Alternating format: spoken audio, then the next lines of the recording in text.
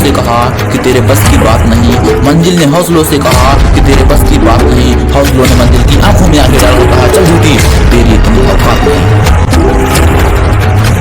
लग चुकी है तलब इस मंजिल की, कि लग चुकी है तलब इस मंजिल की, अब खुद को आग में झोंक देंगे, ठोकरें लगती है मारा जाएगा, हौसले करते हैं देख लेंगे। हेलो फ्रेंड, स्वागत है आप सभी को अपने यूट्यूब चैनल चैनलों पर। दोस्तों, आप सभी दोस्त कैसे हैं? तो फ्रेंड, आज की क्लास में हम लोग देखेंगे Uttar Pradesh police model paper, जो कि फ्रेंड परीक्षक दृष्टि वेरी इंपॉर्टेंट जनरल अवेयरनेस का मॉडल पेपर रहेगा। आप सभी को टेस्ट लगाना है। 1 से 38 प्रश्न टोटल हैं। 1 से 38 प्रश्नों में से आप सभी फ्रेंड को बताना है कि इसमें से आपके कितने प्रश्न राइट में हैं। दोस्तों, 1 से 14 वीडियो हम यूट्यूब पर जीके जीएस की अपलोड कर चुके हैं। ये आज 15वां क्लास होगी। तो आप सभी को कॉपी पेन लेकर बैठ जाना है। जो भी दोस्त चैनल पर नए हैं, पहली बार हैं, सब्सक्राइब कर लीजिए और बेल आइकन को प्रेस कर लीजिए, जिससे कि आने वाली वीडियो आप सभी दोस्तों के पास पहुंच सके। तो आइए दोस्तों, बिना देरी करते हुए चलते हैं प्रश्न की ओर। आपके स्क्रीन पर पहला प्रश्न है। क्वेश्चन नंबर 38 से स्टार्ट होते हैं। भारत में लोसूंग या लोसांग त्यौहार ज़्यादातर हर दिसंबर के महीने में मनाया जाता है। यह त्यौहार भारत के किस राज्य से संबंधित है? हरियाणा, सिक्किम, केरल या पंजाब से? तो फ्रेंड, इसका राइट आंसर आप सभी को बताना है। इसका राइट आंसर क्या होगा? दोस्तों, वीडियो थोड़ी लंबी हो जाएगी, लेकिन कोई चिंता नहीं, आप सभी को अच्छे से पढ़ना है ताकि सिलेक्शन इस बार आप सभी ले सको। ठीक है, तो इसको आपको राइट आंसर बताना है। क्वेश्चन नंबर 38 का इसका राइट आंसर क्या होगा? तो फ्रेंड, इसका right answer option number B हो जाएगा। B is the right answer, Sikkim. Bharat में लोसूंग या लोसांग त्यौहार, इसे लोसूंग या लोसांग दोनों कहते हैं। ठीक है फ्रेंड, तो आपको कन्फ्यूज नहीं होना है। कहीं जगह लोसूंग मिलेगा या फिर कहीं जगह लोसांग मिलेगा, तो कन्फ्यूज इसमें नहीं बनना है। ठीक है, भारत में लोसूंग या लोसांग त्यौहार प्रत्येक वर्ष दिसंबर महीने में मनाया जाता है। दोस्तों, यह त्यौहार भारत के सिक्किम राज्य का सबसे प्रमुख त्यौहार है। दोस्तों, आवाज़ थोड़ी कम आ रही हो तो आप सभी लीड लगाकर सुन सकते हैं, क्योंकि यहाँ पर थोड़ी दिक्कत है। दोस्तों, इस समय हमारे पास वॉइस वगैरह कुछ है नहीं, तो लीड लगाकर वीडियो बनानी पड़ती है, तो इससे थोड़ी आवाज़ कम आती है। ठीक है, तो आप सभी एडजस्ट कर लीजिएगा। तो दोस्तों, यह त्यौहार भारत के सिक्किम राज्य में प्रमुख त्यौहार है, सिक्किम राज्य का ये। ठीक है, बात करें दोस्तों हरियाणा की। हरियाणा में तो हरियाणा के गंगोर है, रियावली है, होली, देवठनी देवठनी ग्यास। और बात करें दोस्तों केरल की, तो केरल में जो त्यौहार मनाए जाते हैं, ओणम, अट्टुकल, पोंगल महोत्सव और त्रिशूरपुरम। पंजाब की दोस्तों बात करें, पंजाब जो कि ऑप्शन नंबर डी में दिख रहा होगा, तो यहाँ पे होला मोहल्ला, होली और लोहड़ी, बैसाखी आदि त्यौहार मनाए जाते हैं यहाँ पे। ठीक है, नेक्स्ट अगला प्रश्न है क्वेश्चन नंबर 39। निम्नलिखित में से कौन राजस्व विभाग का उच्चतर प्राधिकारी है? आपको बताना है। राजस्व सचिव, राजस्व परिषद, चकबंदी आयुक्त, राहत आयुक्त। दोस्तों, इसका राइट आंसर क्या होगा? आप सभी को बताना है। तो दोस्तों, 39 का राइट आंसर ऑप्शन नंबर ए हो जाएगा। A is the right answer, राजस्व सचिव। राजस्व विभाग का उच्चतर प्राधिकारी राजस्व सचिव होता है। दोस्तों, यह प्रत्यक्ष और अप्रत्यक्ष संघीय करों से संबंधित मामलों के संबंध में अपने अधीनस्थ 2 कानूनी बोर्डों, नामतः केंद्रीय प्रत्यक्ष कर बोर्ड, केंद्रीय उत्पाद शुल्क एवं सीमा शुल्क बोर्ड के माध्यम से नियंत्रण करता है। आपको ध्यान में रखना है। अगला क्वेश्चन है क्वेश्चन नंबर 40 है दोस्तों। कुतुबुद्दीन ऐबक किस राजवंश का संस्थापक था? लोधी वंश का, तुगलक वंश का, या फिर गुलाम वंश का, या फिर खिलजी वंश का? दोस्तों, आपको इसका राइट आंसर बताना है। तो फ्रेंड, इसका right answer option number C हो जाएगा। गुलाम वंश का संस्थापक था कौन? तो कुतुबुद्दीन ऐबक। कुतुबुद्दीन ऐबक दोस्तों गुलाम वंश का संस्थापक था, जो कि 1206 ईस्वी से 1290 ईस्वी तक संस्थापक रहा। 1206 ईस्वी से 1290 ईस्वी तक गुलाम वंश का संस्थापक रहा। कुतुबुद्दीन ऐबक का राज्याभिषेक की बात करें दोस्तों, तो 25 जून को कब हुआ था दोस्तों? 25 जून को हुआ था। आप सभी को नोट डाउन कर लेना है। ठीक है, 25 जून 1206 में हुआ था। कब हुआ था दोस्तों? 1206 में हुआ था। और कहाँ पर हुआ था प्रश्न पूछेगा, तो लाहौर में हुआ था। लाहौर ही इसकी राजधानी है, आप सभी को ध्यान में रखना है। ठीक फ्रेंड, अगला क्वेश्चन आपकी स्क्रीन पर क्वेश्चन नंबर 41 है। इतिहासकारों इतिहासकारों के अनुसार निम्नलिखित में से किसे दिल्ली का पहला सुल्तान माना जाता है? महमूद गजनवी को, कुतुबुद्दीन ऐबक को, या अलाउद्दीन खिलजी को, या फिर आराम शाह को? तो फ्रेंड इसका right answer option number B होगा, कुतुबुद्दीन ऐबक को। इतिहासकारों के अनुसार दिल्ली का प्रथम सुल्तान कुतुबुद्दीन ऐबक को माना जाता है दोस्तों। ऐबक गुलाम वंश का संस्थापक था, जैसा कि मैंने पहले ही बता दिया है। बात करें दोस्तों महमूद गजनवी की, किसकी? तो महमूद गजनवी की। तो यह सुबकुतगीन का पुत्र था। किसका पुत्र था? आप सभी को ध्यान में रख लेना है। सुबकुतगीन का ये पुत्र था दोस्तों, आप सभी को नोट डाउन कर लेना है। दोस्तों ये भारत पर प्रश्न में पूछेगा, क्वेश्चन पूछता है कितनी बार आक्रमण किया है। जो महमूद गजनवी है वो भारत पर कितनी बार आक्रमण किया है? तो दोस्तों आप सभी को नोट कर लेना है, 17 बार आक्रमण किया है। कितनी बार आक्रमण किया है? तो 17 बार आक्रमण किया है। आप सभी को नोट कर लेना, वेरी इंपॉर्टेंट प्रश्न है दोस्तों। प्रश्न जो है यूपी पुलिस में पूछा जा सकता है, ठीक है। यहाँ से एक प्रश्न और बनता है कि कब मतलब किस सन के बीच में किया था? तो 1000 ईस्वी से लेकर 1027 ईस्वी के बीच किया था। 17 बार आक्रमण किया था दोस्तों। कितनी बार? 17 बार आक्रमण किया था। आपको नोट डाउन कर लेना है दोस्तों। बात करें आराम शाह की, तो यह ऐबक का उत्तराधिकारी था। यह एक अक्षम और आराम तलब व्यक्ति था। क्या था? यह आराम तलब व्यक्ति था, ठीक है। बात करें दोस्तों अलाउद्दीन खिलजी की, तो अलाउद्दीन खिलजी 1296 से 1316 ईस्वी खिलजी वंश का सबसे शक्तिशाली शासक था। खिलजी वंश का सबसे शक्तिशाली शासक था। कब से कब तक? तो 1296 से 1316 ईस्वी तक था ये, ठीक है दोस्तों, आपको ध्यान में रखना है। अगला प्रश्न है, क्वेश्चन नंबर आपकी स्क्रीन पर। उस देश का नाम बताइए जिसके साथ भारत ने अक्टूबर 2019 में दूध और दूध उत्पादों की आपूर्ति के लिए मेमोरेंडम ऑफ इंटरेस्ट मोल पर हस्ताक्षर किए दोस्तों। आपको इसका राइट आंसर बताना है। नेपाल, भूटान, श्रीलंका, मालदीव। कौन सा देश था दोस्तों? तो 42 का right answer option number C हो जाएगा friend, Sri Lanka. Sri Lanka is the right answer.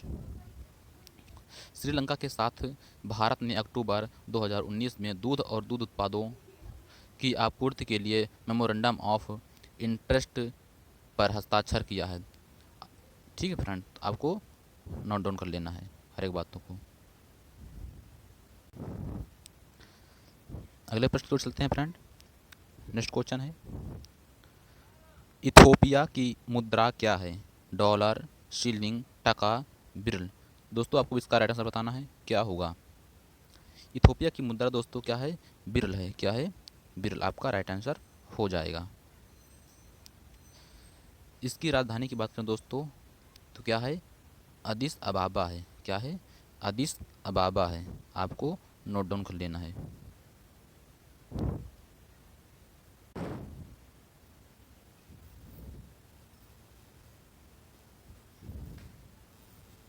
Addis अबाबा, ठीक है। आपको एक प्रश्न को अच्छे से नोट कर लेना है, जिससे कि आने वाले दिनों में सिलेक्शन आप सभी का ही हो। नेक्स्ट अगला क्वेश्चन है, अगस्त 2020 में शौर्य चक्र पुरस्कार से किसे सम्मानित किया गया? विशाख नायर या मेजर अमन सिंह को, जीडी बख्शी को, या विशाल कुशवाहा को? दोस्तों 44 का राइट आंसर क्या होगा? तो फ्रेंड आपको मैं बता दूं, अगस्त 2020 में शौर्य चक्र पुरस्कार से थल सेना के लेफ्टिनेंट कर्नल कृष्ण सिंह, कौन थे? कर्नल कृष्ण सिंह,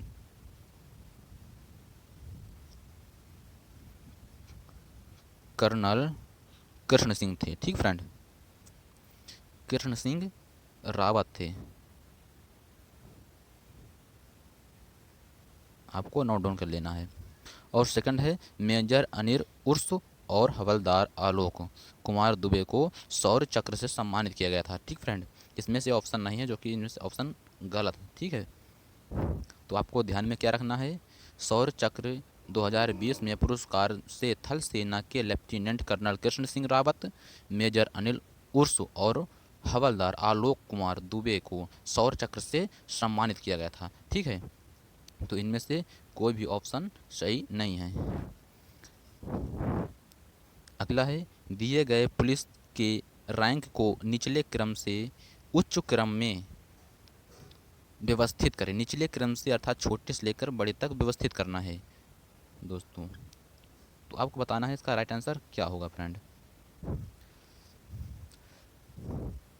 दोस्तों मैं बता दूं, पुलिस विभाग के रैंक के अनुसार लगभग 12 पद होते हैं। कितने? लगभग 12 पद होते हैं। क्रम अनुसार की बात करें तो पहला कांस्टेबल होता है, फिर हेड कांस्टेबल होता है, फिर एएसआई होता है, फिर एसआई होता है, फिर टीआई होते हैं, फिर डीएसपी होते हैं, फिर एएसपी होते हैं, फिर एसपी होते हैं, फिर उसके बाद एसएसपी होते हैं, डीआईजी होते हैं, आईजी होते हैं, डीजीपी होते हैं, आदि सभी होते हैं। ठीक है फ्रेंड, तो आपको ध्यान में रखना है। इसका right answer option number B हो जाएगा friend. Option number B is the right answer. Head constable, inspector, सहायक उप पुलिस अधीक्षक पुलिस, उप महानिरीक्षक। तो आपको ध्यान में रखना है हर एक बातों को। जब आप पढ़ोगे तो अच्छे से समझ में आ जाएगा। ठीक है, आप पुलिस में जा रहे हो तो आपको पता ही होना चाहिए कि कितने विभाग होते हैं, कितने कितने रैंक के अधिकारी होते हैं इसके अंतर्गत। ठीक है, आप सभी को पता होना चाहिए। क्वेश्चन नंबर 46 है, निम्नलिखित किस वर्ष में भारतीय आईटी अधिनियम 2000 के प्रमुख संशोधन किया गया था? ठीक है, 2006 में, 2005 में, 2008 में या 2004 में? तो 46 का दोस्तों right answer option number C होगा, 2008 में। ठीक है, भारतीय आईटी सूचना प्रौद्योगिकी अधिनियम 17 अक्टूबर 2000 को अधिसूचना जारी कर लागू किया गया। 27 अक्टूबर 2008 को इस कानून को एक घोषणा द्वारा संशोधित किया गया।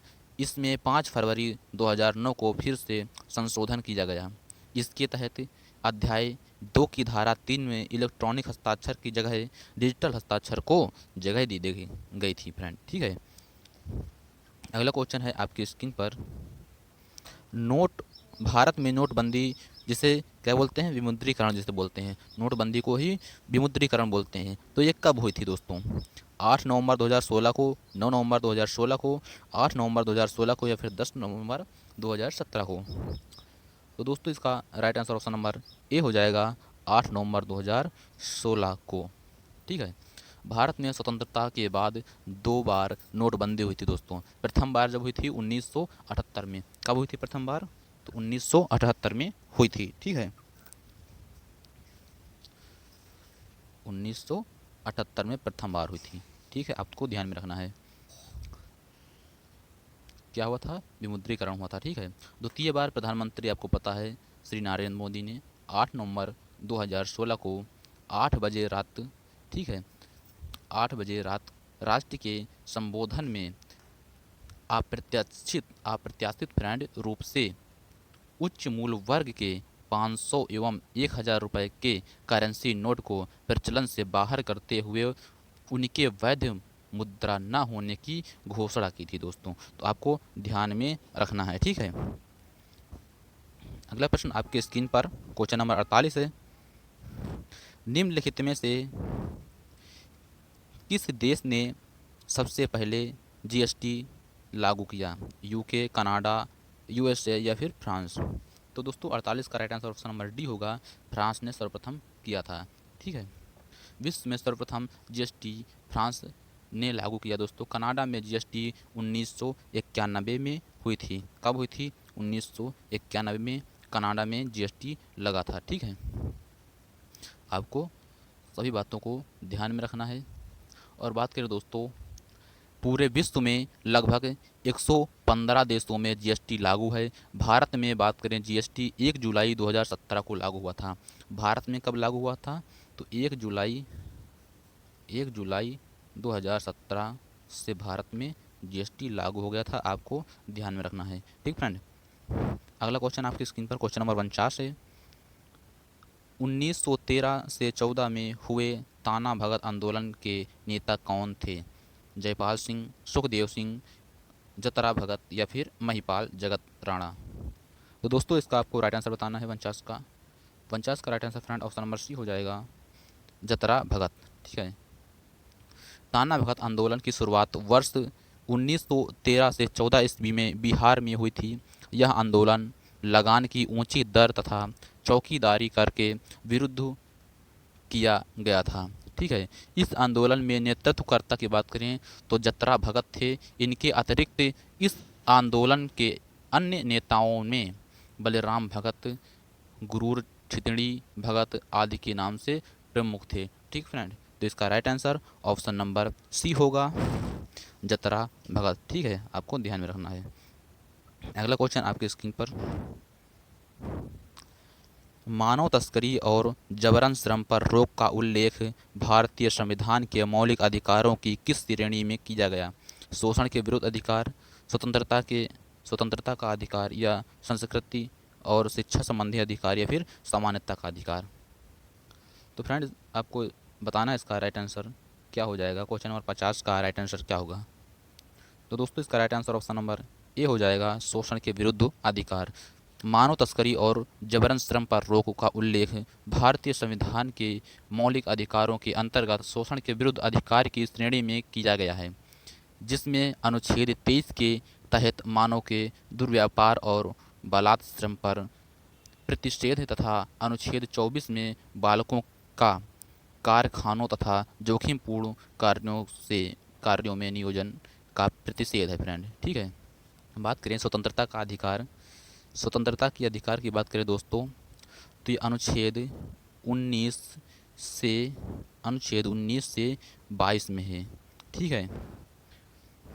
और संस्कृति और शिक्षा संबंधी अधिकार की बात करें तो ये 29 से 30 में है। किसमें अनुच्छेद? अनुच्छेद 29 से 30 में है। ठीक है। बात करें समानता का अधिकार तो ये दोस्तों 14 से लेकर 18 के बीच में। ठीक है, समानता का अधिकार है। आशा करता हूँ फ्रेंड प्रश्न अच्छे से समझ में आ गया होगा। तो इसका दोस्तों राइट आंसर ऑप्शन नंबर ए हो जाएगा। अगला प्रश्न आपके स्क्रीन पर क्वेश्चन नंबर 51 है। जून 2020 में भारत और चीन के बीच सीमा संघर्ष के बाद राष्ट्रीय सुरक्षा और गोपनीयता की चिंताओं का हवाला देते हुए भारत सरकार द्वारा कितने चीनी ऐप्स को प्रतिबंधित किया गया? तो 11 या 27 या 62 या फिर 62 चीनी ऐप को प्रतिबंधित किया गया है। तो आपको बताना है कितने चीनी ऐप थे जो कि भारत सरकार द्वारा बंद करवा दिए गए। दोस्तों 51 का right answer option number C होगा, 62 चीनी ऐप्स थे जो कि भारत सरकार द्वारा बंद करवा दिए गए थे। जून 2020 में भारत और चीन के बीच सीमा संघर्ष के बाद राष्ट्रीय सुरक्षा और गोपनीयता की चिंताओं का हवाला देते हुए भारत सरकार द्वारा 62 चीनी ऐप्स प्रतिबंधित करने का फैसला किया। ठीक है दोस्तों। अगला प्रश्न आपकी स्क्रीन पर क्वेश्चन नंबर 52 है। अर्जेंटीना की राजधानी इनमें से कौन सी है? अर्जेंटीना की राजधानी बतानी है दोस्तों, ब्यूनस आयर्स, बहरीन, ब्रुसेल्स, या फिर बोत्सवाना? तो दोस्तों इसका राइट आंसर ऑप्शन नंबर ए होगा, ब्यूनस आयर्स इसकी राजधानी है। किसकी? अर्जेंटीना की। ठीक है। अर्जेंटीना दक्षिण अमेरिका में स्थित एक देश है। इसकी राजधानी ब्यूनस आयर्स है दोस्तों। तथा इसकी मुद्रा की बात करें तो क्या है? इसकी मुद्रा पेसो है। इसकी मुद्रा क्या है अर्जेंटीना की? तो पेसो है। ठीक है। अगला प्रश्न आपके स्क्रीन पर क्वेश्चन नंबर 53 है। वायुमंडलीय सापेक्ष आर्द्रता को मापने के लिए उपयोग किया जाने वाला उपकरण निम्नानुसार है? हाइड्रोमीटर, या हाइग्रोमीटर, या इलेक्ट्रोमीटर, या फिर पोटेंशियोमीटर? दोस्तों इसका राइट आंसर आपको बताना है क्या होगा। क्वेश्चन नंबर 53 का right answer friend option number B हो जाएगा, hygrometer. Hygrometer the right answer. वायुमंडलीय सापेक्ष आर्द्रता को मापने के लिए हाइग्रोमीटर का उपयोग किया जाता है। बात करें दोस्तों हाइड्रोमीटर की तो अपेक्षित घनत्व को मापने के लिए किया जाता है। हाइड्रोमीटर अपेक्षित घनत्व को मापने के लिए किया जाता है। बात करें इलेक्ट्रोमीटर की दोस्तों, इलेक्ट्रोमीटर की तो ये दूध की शुद्धता को मापने में किया जाता है। और बात करें पेंटेंशियोमीटर की, तो ये दोस्तों विद्युत परिपथ अथवा सेल का विभव मापने में किया जाता है इसका प्रयोग। ठीक है, अगला प्रश्न आपके स्क्रीन पर क्वेश्चन नंबर 54 है, निम्नलिखित में से कौन भारत के प्रथम सर्वोच्च वीरता पुरस्कार परमवीर चक्र से सम्मानित हुए हैं? Major Somnath Sharma, second lieutenant Raghoba Rane, या फिर कैप्टन विक्रम बत्रा, या फिर कैप्टन गुरचरण सिंह सलारिया। तो फ्रेंड्स, का राइट आंसर आपको बताना है क्या हो जाएगा। फ्रेंड, इसका ऑप्शन नंबर ए राइट आंसर होगा, मेजर सोमनाथ शर्मा। मेजर सोमनाथ शर्मा दोस्तों, ये जो है 31 जनवरी 1923 31 जनवरी 1923 से 3 नवंबर 1947 तक भारतीय सेना की कुमाऊं रेजिमेंट की चौथी बटालियन के डेल्टा कंपनी कमांडर थे। इन्होंने 1947 भारत पाक संघर्ष में हिस्सा लिया था। इन्हें भारत सरकार ने मरणोपरांत 3 नवंबर 1947 को सर्वोच्च वीरता पुरस्कार परमवीर चक्र से सम्मानित किया गया था दोस्तों। इन्हें परमवीर चक्र सम्मान पाने वाले ये प्रथम व्यक्ति थे। ये कौन थे? ये प्रथम व्यक्ति थे परमवीर सम्मान पाने वाले। ठीक है, और सेकंड पे कौन है? तो सेकंड पे ये साफ साफ लिखा हुआ है, सेकंड लेफ्टिनेंट राघोबा राणे जी थे। और थर्ड पे कैप्टन विक्रम बत्रा, फोर्थ पे ये थे कैप्टन गुरचरण सिंह सलारिया थे। ठीक है, आपको ध्यान में रखना सभी बातों को। अगला क्वेश्चन आपकी स्क्रीन पर, भारत ने निम्नलिखित में से किस देश के साथ भूमि सीमा का एक समझौता किया जो जून 2015 में अनुसमर्थन पुष्टि या इंस्ट्रूमेंट्स ऑफ रेडिफिक्सन के आदान प्रदान के बाद लागू हुआ? नेपाल, बांग्लादेश, भूटान, चीन। कौन सा देश था दोस्तों? तो फ्रेंड, इसका right answer option number B होगा, बांग्लादेश था। भारत और बांग्लादेश के बीच 41 साल पुराने सीमा विवाद पर समझौता हुआ जो जून 2015 में अनुसमर्थन पुष्टि या इंस्ट्रूमेंट ऑफ रेटिफिकेशन के आदान प्रदान के बाद लागू हुआ दोस्तों। इसमें भारत करीब 17,000 एकड़ ज़मीन बांग्लादेश को देगा तथा बांग्लादेश करीब 7,000 एकड़ ज़मीन भारत को देगा। दोनों देशों के बीच जमीन दोस्तों अदला बदली पर सहमति बनी है। ठीक है, अगला प्रश्न आपके स्क्रीन पर क्वेश्चन नंबर 56 है, प्रसिद्ध पुस्तक द कैलकटा क्रोमोसोम निम्नलिखित में से किस लेखक द्वारा लिखा गया? जेरी पिंटो, मार्गरेट, या अमिताव घोष, या फिर जोनाथन स्ट्राउड। दोस्तों, किसने लिखा प्रसिद्ध पुस्तक द कैलकटा क्रोमोसोम? तो फ्रेंड, इसका right answer option number C होगा, अमिताव घोष ने लिखा। द कैलकटा क्रोमोसोम ये अमिताव घोष ने लिखा दोस्तों। बाकी जेरी पिंटो ने कौन सी पुस्तक लिखी, प्रश्न में पूछा जा सकता है, तो आप सभी दोस्त नोट कर लेना। ये जो है ए बुक ऑफ लाइट, क्या? ए बुक ऑफ लाइट, इन्होंने ये पुस्तक लिखी। ठीक है,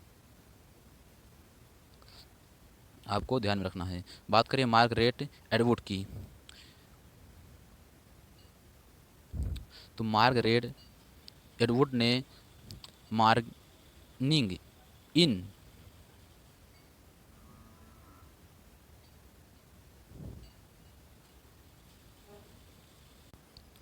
तो दोस्तों morning in the work house पुस्तक लिखी थी। कौन लिखा था? मार्गरेट एडवुड ने लिखा था। जोनाथन स्ट्राउड ने द स्क्रीमिंग स्ट्रे एरकेस ने पुस्तक लिखी थी। ठीक है, इनकी पुस्तक क्या थी? द स्क्रीमिंग स्ट्रे एरकेस इनकी पुस्तक का नाम था। ठीक है, आपको ध्यान में रखना है। अगला प्रश्न आपकी स्क्रीन पर क्वेश्चन नंबर 57 है, उत्तर प्रदेश के नौटंकी, रासलीला, कजरी, झोरा, छपेली और जैता निम्नलिखित में से किससे संबंधित हैं दोस्तों? लोक नृत्य हैं, या फिर ये शास्त्रीय नृत्य हैं, या लोक चित्रकला है, या प्रसिद्ध मेला है? तो फ्रेंड, आप सभी को पता ही होगा ये लोक नृत्य हैं। क्या है? लोक नृत्य। बात करें उत्तर प्रदेश की शास्त्रीय नृत्य, कौन से शास्त्रीय नृत्य, ठीक है। तो कथक है, क्या है, कथक उत्तर प्रदेश का है। कथकली एक है, क्या, कथकली। तो ये दोस्तों शास्त्रीय नृत्य है, ये केरल का है। किसका है, केरल का कथकली है, ठीक है। आपको कन्फ्यूजन नहीं होना है। क्वेश्चन नंबर 58 है आपकी स्क्रीन पर। जनवरी 2020 में आंसूगंज और अखौरा के बीच 50.58 किलोमीटर लंबी सड़क को 4 लेन के राजमार्ग में बदलने के लिए निम्नलिखित में से किस देश ने भारत के साथ एक समझौते पर हस्ताक्षर किए। कौन सा देश था दोस्तों जो भारत के साथ समझौता किया है? नेपाल, बांग्लादेश, भूटान या फिर म्यांमार। तो फ्रेंड आपको इसका राइट आंसर बताना है, क्या होगा दोस्तों। भारत और बांग्लादेश ने 24 जनवरी 2020 को आंसूगंज और अखौरा के बीच सड़क को 4 लेन राजमार्ग, इसका राइट आंसर ऑप्शन नंबर दोस्तों बी होगा। 4 लेन राजमार्ग में अपग्रेड करने के लिए एक समझौते पर हस्ताक्षर किया फ्रेंड, ठीक है। इसका उद्देश्य की बात करें तो बांग्लादेश में आंसूगंज नदी बंदरगाह और अखौरा भूमि बंदरगाह के बीच 50.58 किलोमीटर लंबी सड़क को 4 लेन राजमार्ग में बदलना है। बस इसका उद्देश्य यही है फ्रेंड, ठीक है। क्वेश्चन नंबर 59 है।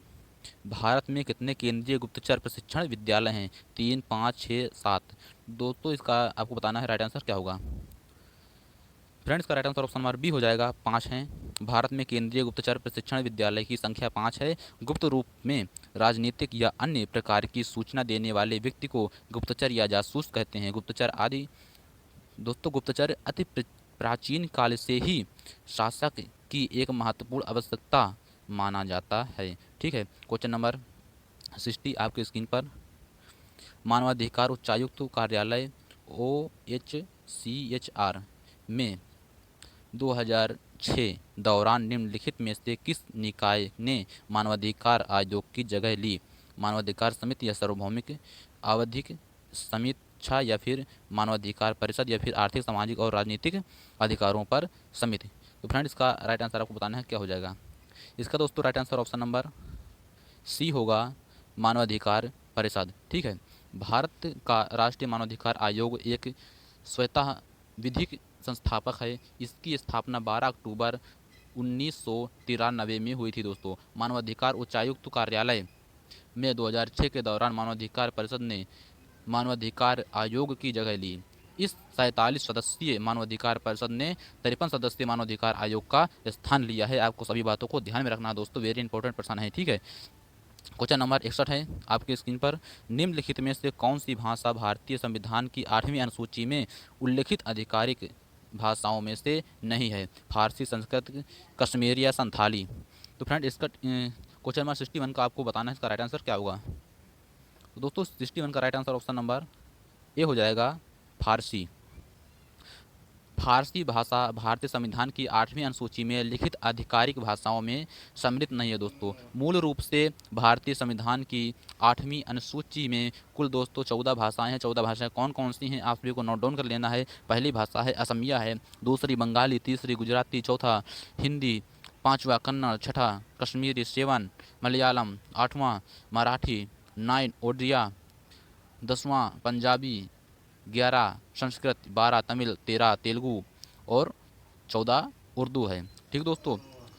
21वीं संविधान संशोधन 1947 द्वारा सिंधी भाषा को 71वें संविधान संशोधन 1992 द्वारा कोंकणी, नेपाली, मणिपुरी को तथा 92 संविधान संशोधन 2004 द्वारा संथाली, डोगरी, मैथिली तथा बोडो को 8वीं अनुसूची में शामिल किया गया दोस्तों, आपको ध्यान रखना है। वर्तमान में 8वीं अनुसूची के अंतर्गत टोटल कितनी भाषाएं हैं? तो टोटल जो है वो 22 भाषाएं हैं, ठीक है, आपको ध्यान में रखना है।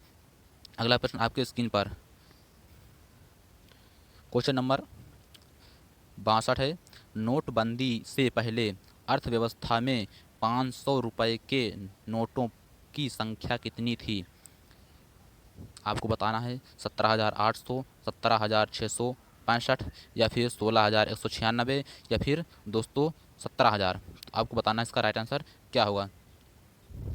तो दोस्तों 62 का right answer option number B होगा, 17,165 मिलियन थी, ठीक है।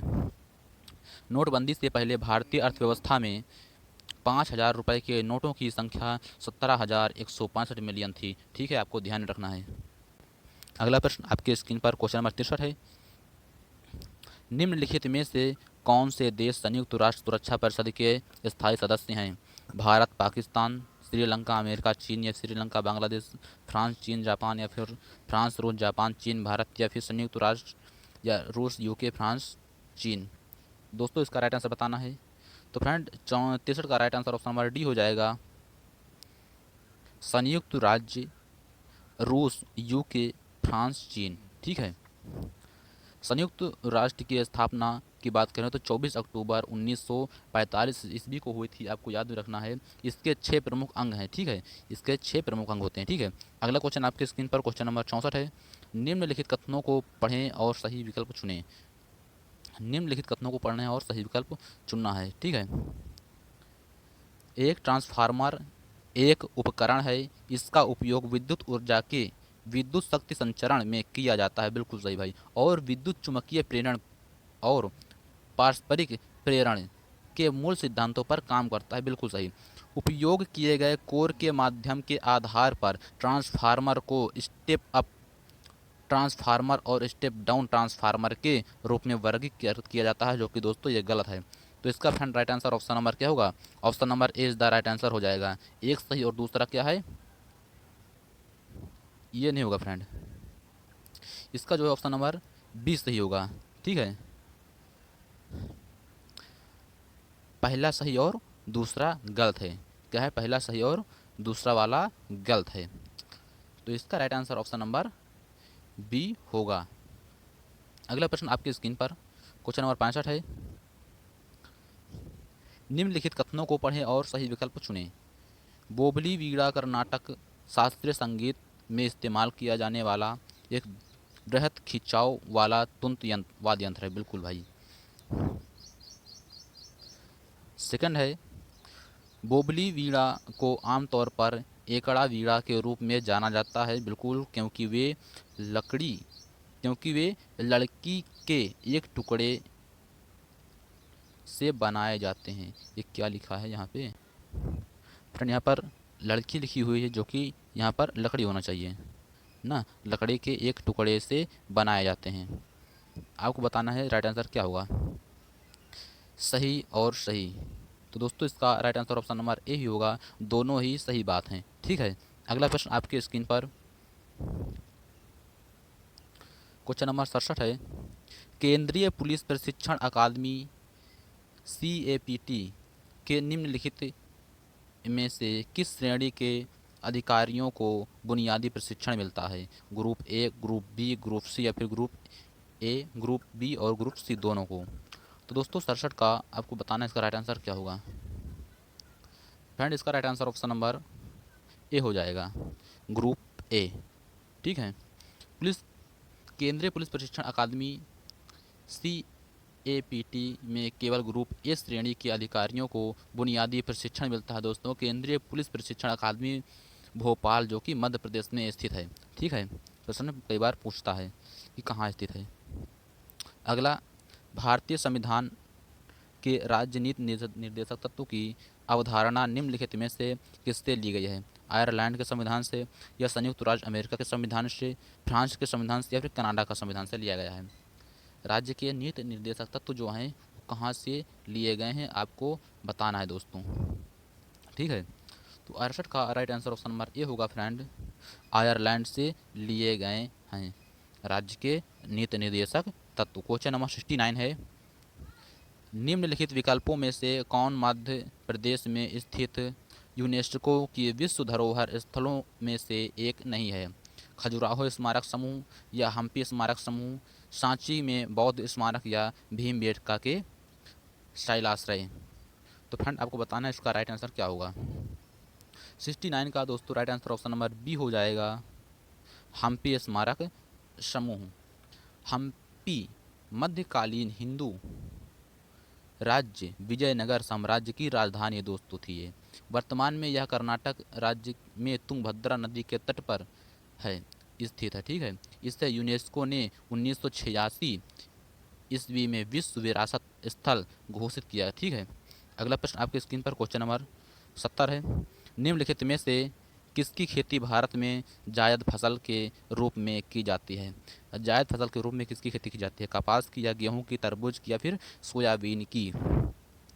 दोस्तों 70 का आपको बताना है राइट आंसर। क्वेश्चन नंबर 70 का राइट आंसर क्या होगा? तो फ्रेंड इसका right answer option number C हो जाएगा, तरबूज। दोस्तों कुछ इंपॉर्टेंट फैक्ट बताने जा रहा हूं जो कि आपके लिए वेरी इंपॉर्टेंट है और प्रश्न में पूछा जा सकता है, तो आपको काफ़ी पेन लेकर अच्छे से नोट करना है और समझना है। ठीक है दोस्तों, भारत में जायद फसल के रूप में तरबूज, खरबूजा, कद्दू, ककड़ी आदि की खेती की जाती है। ठीक है। यह फसल मार्च अप्रैल में बोकर जून में काट ली जाती है, आपको ध्यान में रखना है। बात करें ऋतुओं की फसल, जो कि रबी की फसल आप लोग कहते हो, रबी की फसल। दोस्तों वेरी इंपॉर्टेंट बातें हैं, आपको सभी बातों को नोट करना है। ठीक है। रबी की फसल में क्या होता है, ये अक्टूबर और नवंबर महीने में बोई जाती हैं, जैसे कि गेहूं, जौ, चना, मटर, सरसों, मसूर, आलू, अलसी आदि सभी हो गए। ठीक है। इसकी विशेषता की बात करें दोस्तों, ये शीत ऋतु की फसलें हैं। ठीक है। शीत मतलब ठंडक मौसम में बोए जाते हैं। ठीक है। अब जैसे मैंने आपको बता दिया अक्टूबर नवंबर में बोए जाते हैं। ठीक है। और खरीफ की फसल बात करें, खरीफ की तो नोट कर लेना, ये जून जुलाई में बोई जाने वाली फसलें हैं। ठीक है। जैसे कि क्या हो गए, चावल, ज्वार, बाजरा, रागी, मक्का, सोयाबीन आदि सभी हो गए। और अक्टूबर में कटाई चालू हो जाती है दोस्तों, ये मूंगफली, कपास, सन, जूट, उड़द, तम्बाकू की सब कटाई चालू हो जाती है। ठीक है। खरीफ की फसल की जो विशेषता किसकी बात करें तो वर्षा, इसमें जो कि फ्रेंड जैसे कितने समय चल रहा है, जुलाई। ठीक है। तो वर्षा का सीजन है, ठीक ना, वर्षा होती है तो धान वान लगते नहीं हैं, तो ये क्या है, ये खरीफ की फसलें ऐसे हम लोग बोलते हैं। ठीक है। और जायद की बात करें, जायद की फसल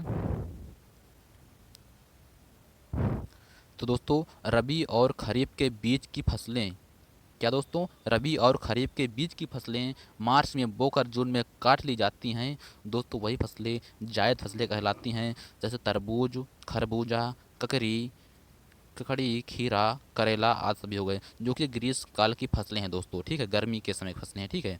तो दोस्तों वेरी इंपॉर्टेंट है, आपको ध्यान में रखना है। तो इसका right answer option number C होगा। 70 का right answer option number C होगा। ठीक है। अगला प्रश्न आपके स्क्रीन पर क्वेश्चन नंबर 71 है। मानवाधिकार परिषद निम्नलिखित में से किस वर्ष में गठित किया गया? 1946, 1948, 2006 या फिर 2017? तो दोस्तों 71 का right answer option number C हो जाएगा, 2006 में। संयुक्त राष्ट्र महासभा ने 15 मार्च 2006 को मानवाधिकार परिषद के गठन का प्रस्ताव पारित किया, जिससे यह संस्था अस्तित्व में आई। इसने मानवाधिकार आयोग का स्थान लिया। ठीक है। अगला प्रश्न आपके स्क्रीन पर क्वेश्चन नंबर 72 है।